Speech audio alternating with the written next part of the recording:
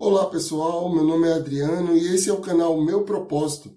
No vídeo de hoje eu gostaria de começar com a escritura que fica lá em Apocalipse 20, no versículo 12 e 13.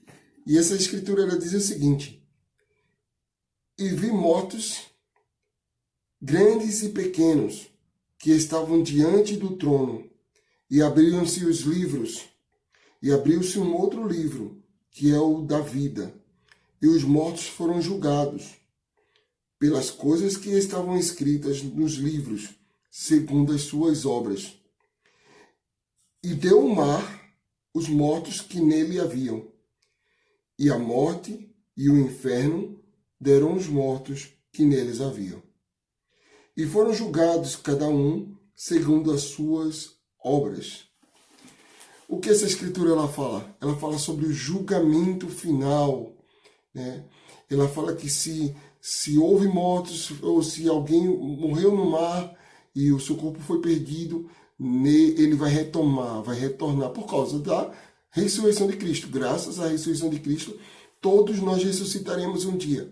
Então, se está na terra, vai ressurgir. Se está no mar, vai ressurgir. Se está na prisão espiritual, no inferno, prisão, vai ressurgir. Se está no paraíso, vai ressurgir. Mas todos vão ressuscitar. Todos vão ressuscitar e vão se apresentar perante Deus. E aí eu fico pensando, nossa, todas as pessoas, né? E as crianças? As crianças que morreram serão julgadas também? Mas elas não conheceram a Cristo. Como é que fica? Ah, e aquelas pessoas que morreram sem conhecer a Cristo? Como é que fica? E aí? Como é que resolve isso? Hoje eu tenho uma novidade. Esse é o primeiro vídeo de uma série de conferência comentada. Né? E no vídeo de hoje eu vou falar do discurso do elder James R. Hansband, do 70.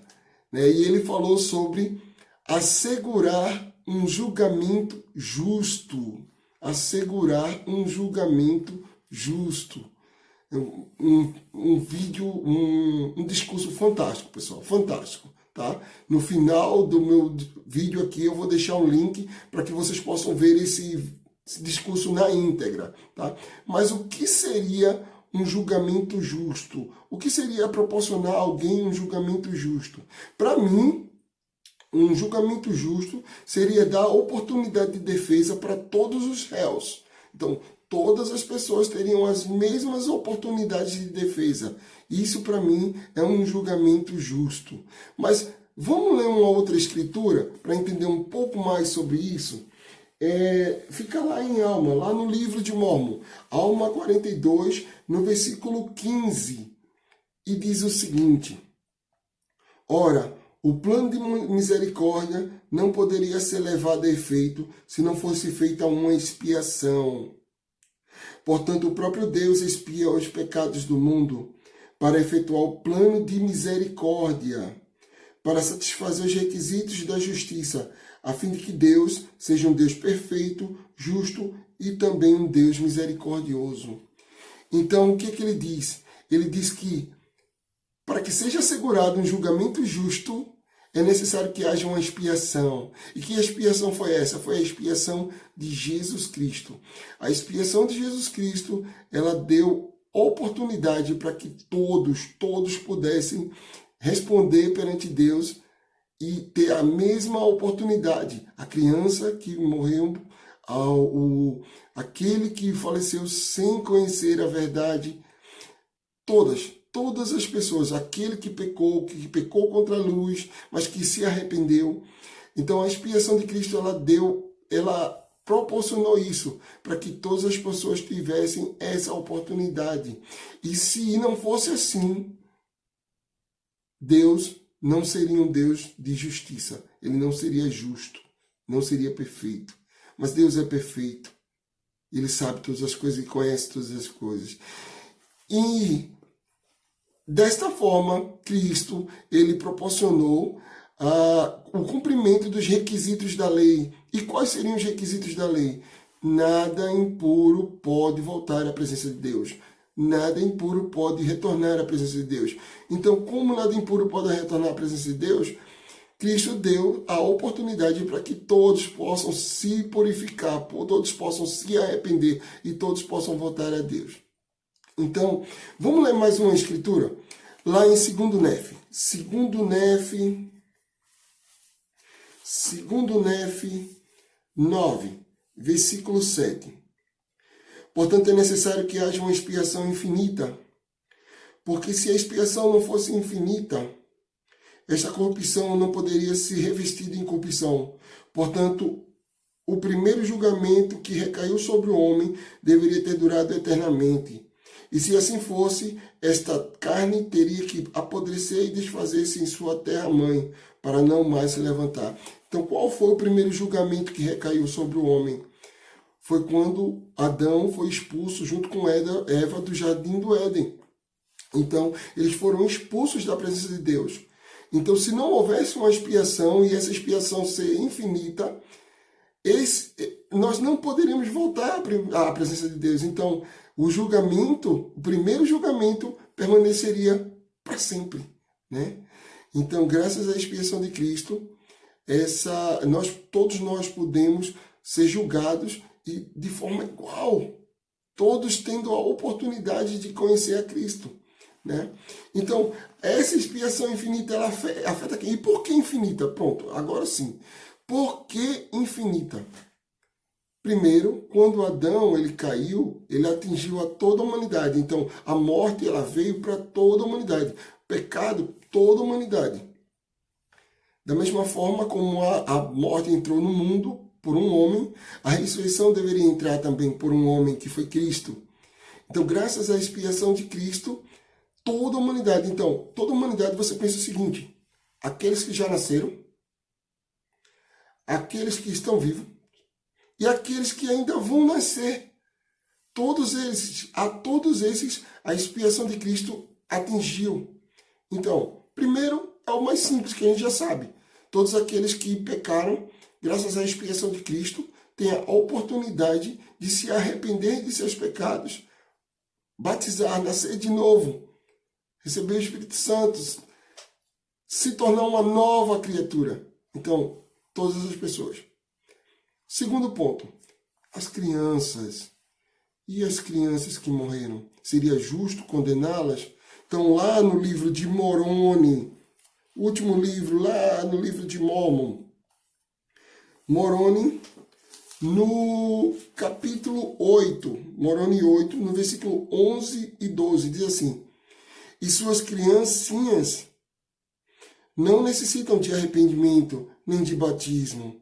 Eis que o batismo é para arrependimento, a fim de que se cumpram os mandamentos para a remissão de pecados. As criancinhas, porém, estão vivas em Cristo desde a fundação do mundo.